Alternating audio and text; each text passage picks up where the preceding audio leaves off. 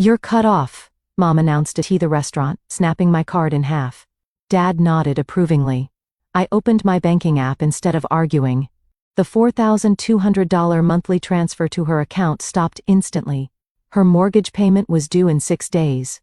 The sound of the credit card breaking echoed across the white tablecloth. Sharp final, like bone snapping. The waiter froze mid-pour, cabernet trembling in the bottleneck. Other diners turned. Mom's smile was triumphant, the kind of expression that comes from believing you've won something important. "That's what happens when you embarrass this family," she said, dropping the pieces onto my bread plate. The metal chip glinted under the pendant lighting. "Running around telling people you're some kind of business owner. It's pathetic." Dad cut into his steak. The knife scraped porcelain. "Your mother's right. Time to get serious. Real job. Real life. Stop this entrepreneur fantasy." My sister Sarah smirked from across the table. "I told you she'd never make it. 3 years of building her brand. What a waste." The restaurant smelled like truffle oil and old money. For Bernardine, Mom's favorite. He came here every week, sometimes twice. Posted the photos on Instagram with captions about earned luxury and successful lifestyle. The irony sat heavy in my chest, dense as the bread I wasn't eating. I'd known this dinner was coming. Had felt it building for weeks. The comments getting sharper. The dismissals more frequent. Mom had started introducing me to her friends as between opportunities. Dad had stopped asking about my business entirely, as if ignoring it would make it disappear. What they didn't know was that I'd been preparing to. Had spent the last 6 months building what I called the ghost ledger. A comprehensive accounting of everything they'd taken from me. Not just money, everything. I unlocked my phone. Not to argue. Not to defend. Just to open the Chase Business Banking app. My thumb moved across the glass screen. Smooth and deliberate. Recurring transfers. Monthly scheduled payments. There it was.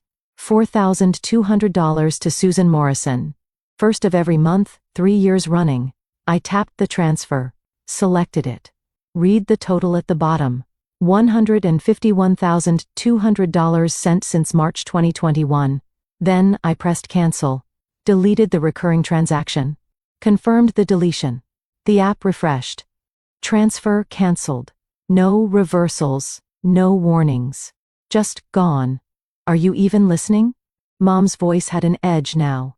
The one that meant she expected groveling. "I heard you," I said, setting my phone face down beside my water glass. "You're cutting me off." "That's right." She lifted her wine satisfied. "Maybe now you'll take life seriously. Your father has connections at his firm. Paralegal position. $45,000 to start. You can move back home, save money, stop pretending you're something you're not." Sarah nodded enthusiastically. "It's actually a great opportunity, Emma. Benefits, stability, real career trajectory." The words landed like they always did. Designed to diminish, to reduce, to remind me of my place in the family hierarchy. Sarah had always been the golden child. MBA from Wharton, marketing director at a Fortune 500 company. She'd moved back home last year, temporarily, to save for a down payment. What she'd actually been doing was paying Mom and Dad $1,400 monthly rent while I covered most of their actual expenses. "When's your mortgage due?" I asked. The question landed wrong. I watched Mom's brain try to process the non sequitur. Saw the micro-expression of confusion before she smoothed it into annoyance. "Excuse me. Your mortgage. The one on the house in Scarsdale. 4-bedroom colonial. When's it due?" Dad's knife stopped moving. "What kind of question?" "January 15th, I said. 6 days from now. $3,800 monthly payment. You've never missed one in 3 years. Mom's hand tightened on her wine stem. The glass made a small sound, crystal protesting pressure. "How do you know?" "Because I pay it." Silence. The kind that swallow sound makes the air thick. At the next table, a woman laughed at something her companion said. The sound felt like it was coming from another world. Sarah leaned forward. "What are you talking about?" I picked up my phone again. Open my email. Found the folder labeled Family Financial Support Morrison Household. Turn the screen toward them. The subject line scrolled past. Mortgage payment confirmation. Utility payment processed. HOA fee cleared. Car insurance premium paid. Property tax, escrow deposited. 3 years? I said. Since I started Morrison Digital Consulting. First year revenue, $180,000. Second year, $285,000. Last year, $340,000. I took $4,200 monthly from my business account, sent it directly to Mom's personal checking, every first of the month. You called it help from Dad's investments. Remember, Mom's face had gone pale, the foundation suddenly visible against her neck. That's not you didn't, I did. I scrolled through the spreadsheet I'd pulled up. March 2021 through January 2025. 46 months. Mortgage, utilities, property tax, both car payments, country club dues, even Dad's golf membership at Winged Foot. The numbers glowed on the screen. Each line item is separate wound. Mortgage, $3,800. Utilities, gas, electric, water, internet, $420. Property tax, monthly escrow, $890. Mom's Lexus ES $350. $640. Dad's BMW 540i, $710. Scarsdale Country Club, $850. Winged Foot Golf, $290. Home insurance, $180. Landscaping service, $320. Total monthly, $8,100. I'd covered $4,200. They'd covered the remaining $3,900 from Dad's consulting retainer and Sarah's rent payments. Dad's jaw worked. His hands had gone flat on the table, palms down. Why would you do that? Because you told me you were struggling. 3 years ago, March 2021, you came to my studio apartment in Queens, sat on my futon, said the retirement accounts took a hit during COVID, said you needed help with the mortgage for just a few months until things stabilized. The memory was specific, etched in detail. Dad had looked smaller that day, older. He'd worn his reading glasses on top of his head, a towel that he was stressed. Mom had called twice during the conversation, her voice anxious in the background. They'd said the words that made me start the transfers the next week. We might lose the house. I'd believed him. Stupid, soft, 25-year-old me had believed him. Had taken money from my barely profitable first-year business and sent it to them. Had kept sending it even when my own rent checks bounced. Even when I had to choose between health insurance and their mortgage. Things did stabilize, Mom said quickly. Her wine glass was shaking slightly. We were going to tell me what? That you've been taking my money for 3 years while calling my business a fantasy? That every Sunday dinner where you told me to get a real job, you were sitting in a house I was paying for? That every time you posted Instagram photos from the country club, I just transferred money to cover the membership dues. My voice had stayed level. That was the thing I was proudest of. 3 years ago, I would have cried, would have apologized, would have made it smaller to make them comfortable. Not anymore. Sarah's face had shifted. She was doing math. I could see it. Her accounting degree was finally useful. I've been paying rent, she said slowly. He told me it was going toward the mortgage that I was helping with expenses. It was helping with expenses, Dad said. Just not the mortgage. No. I pulled up another screen. Bank statements from their joint savings account. It went into their vacation fund. The Sarah Morrison monthly rent payment, deposited directly into savings. Last major withdrawal, December 18, 2024. Amount $8,400. For the Turks and Caicos trip you're taking next month, the all-inclusive resort, 5-star. Sarah's mouth opened, posed. Her face had gone red, 2 spots of color high on her cheeks. You used my rent money for vacation while I paid for the house you live in. I set the phone down. The screen went dark. Yeah. The waiter appeared nervous. He'd been hovering near our table, probably sensing the tension. Is everything all right with your meals? Fine. Mom said, her voice brittle as old paper. We're fine. We weren't fine. The table felt like a shipwreck, and we were all drowning in different ways. I'd spent 6 months building the ghost ledger I'd mentioned. Started it in July when I'd finally run the numbers and understood the truth. They didn't need my help. They wanted my help, Needed me to stay small so they could stay comfortable. There's a difference. The ledger had categories beyond money. I pulled it up now, showed them the spreadsheet. Professional sabotage. January 2023. Client meeting with Harris Corporation, potential $45,000 annual contract. Dad called with emergency. Needed help moving furniture. I rescheduled meeting.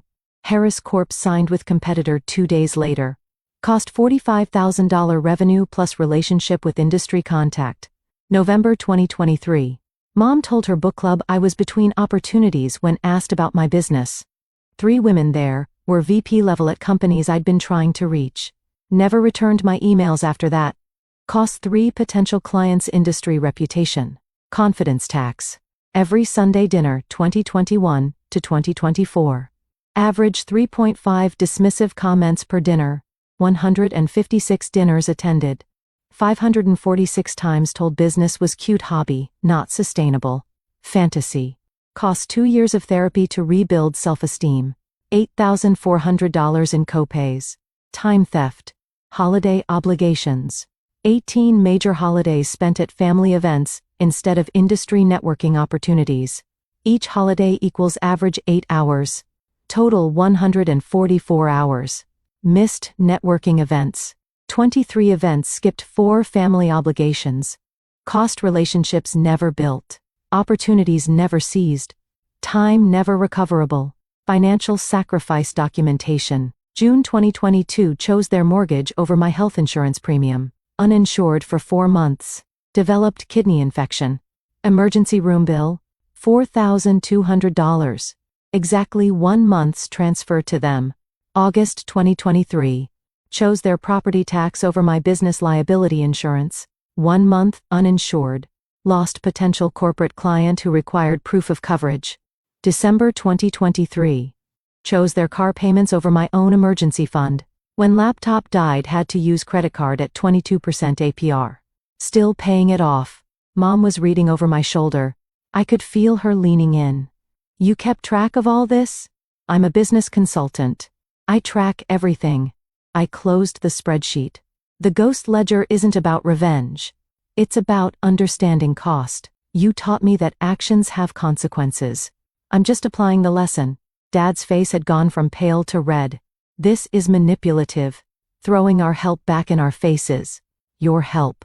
The laugh came out sharp. You took $151,200 from me over 3 years. That's not help. That's theft with good branding. We're family, Mom said. Her voice had changed. Had the quality of someone seeing an edge approaching. Family helps each other. Then why didn't you help me? The question sat there simple and unanswerable. When I told you I was struggling, you told me to get a real job.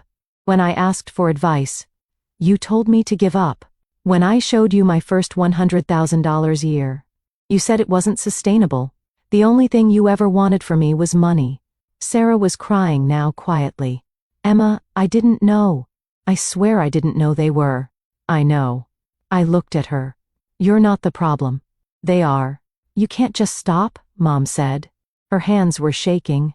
The wine glass trembled, red liquid moving like blood. The mortgage, we have other expenses we need. What I needed. The words came out colder than I'd intended. I needed parents who believed in me. I needed family who supported my dreams, instead of dismissing them. I needed people who loved me for who I am, not what I could give them. The restaurant had gone quiet around us, or maybe it was just that I'd stopped hearing anything else. The world had shrunk to this table, this moment, this ending. I sent the cancellation confirmation this morning. I said, before I came to dinner, all of it. Mortgage transfer, utilities, property tax, insurance, everything. It's done. The automated payments will fail on their scheduled dates. You'll receive insufficient funds notices from your bank. Mom's hands were shaking harder now. You can't will lose. What I lost. I stood, picked up my bag. The leather strap felt solid against my shoulder, grounding, my savings, my emergency fund. The down payment I should have for my own place. 3 years of financial security. I lost that so you could keep your house and your cars and your image. You're punishing us, Dad said. His voice had gone hard, defensive. Over what? Pride? Because we hurt your feelings. Over the truth. I looked at him directly. I'm not punishing you. I'm just not saving you anymore. You're adults. Figure it out the way I had to figure it out. Alone. Mom grabbed my wrist. Her grip was tight, desperate, her manicured nails digging into my skin. Please? Just one more month. Let me figure something out. Please, Emma. I looked at her hand on my arm, looked at her face, saw the fear there, real and animal. Part of me wanted to fold to say yes, to be the person who saved them one more time. But I'd learned something in 3 years of building a business from nothing. You can't save someone who doesn't think they need saving.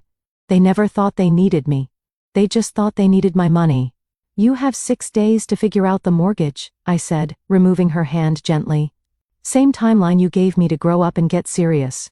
Should be plenty of time for 2 intelligent adults with financial resources.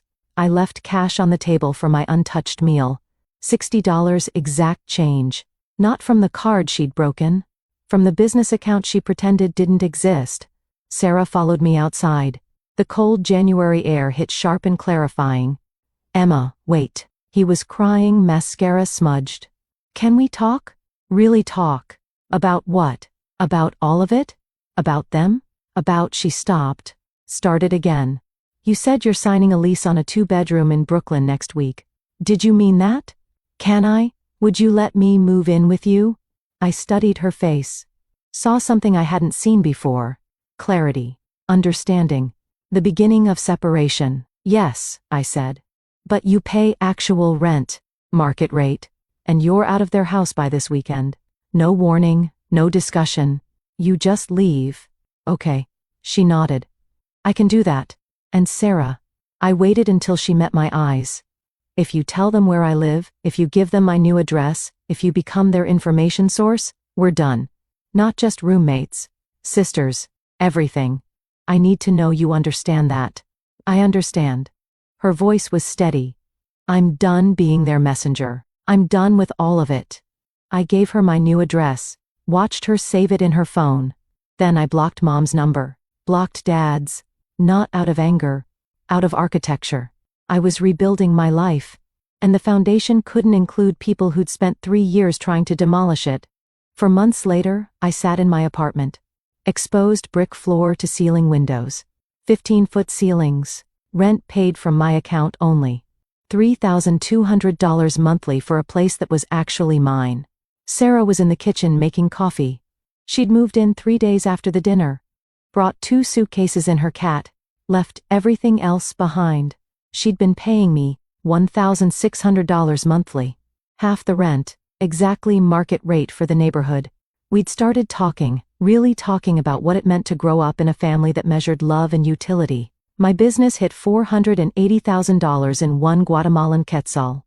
Landed 3 major contracts I'd been pursuing for months. Hired 2 full-time employees and a part-time financial analyst who specialized in helping entrepreneurs untangle family money dynamics. Turns out, I wasn't the only one. I'd heard through Sarah that Mom and Dad had refinanced the house. Took a cash-out refinance to cover 6 months of expenses while they restructured. New mortgage. $5,100 monthly. Up from $3,800. Had to sell both cars. Bought used replacements. Canceled the country club membership. Dad was doing actual consulting work now. Real projects, real deliverables. Not just collecting retainer checks for his name on letterhead. They tried calling from different numbers. Sent letters to my old address that got forwarded. Showed up at my old office building before they realized I'd moved to a coworker. Sarah said they asked about me every day at first, then every week, then stopped asking. I felt nothing about it. Not satisfaction. Not guilt. Just the quiet recognition that they were adults who'd made choices. And now they were living with the consequences of those choices. My therapist said that was healthy. Said the ghost ledger exercise had been transformative. That naming the emotional cost had helped me process them faster than years of traditional therapy might have. She'd asked if I wanted to pursue reconciliation eventually. Maybe, I'd said, if they ever actually apologize, if they ever acknowledge what they did, if they ever see me as something other than an ATM with a pulse. She'd nodded. And if they don't, then I already have my family. I'd thought of Sarah, of the employees who'd become friends, of the business community I'd built brick by brick. Blood is just one definition. I'm working with better ones now. The mechanical click of my laptop echoed in the quiet apartment. Not a reminder of what I'd lost. A reminder of what I'd built. They tried to cut me off. Instead, they'd cut themselves out. The balance was zero. The debt was paid. And for the first time in 3 years I was completely, entirely, finally free.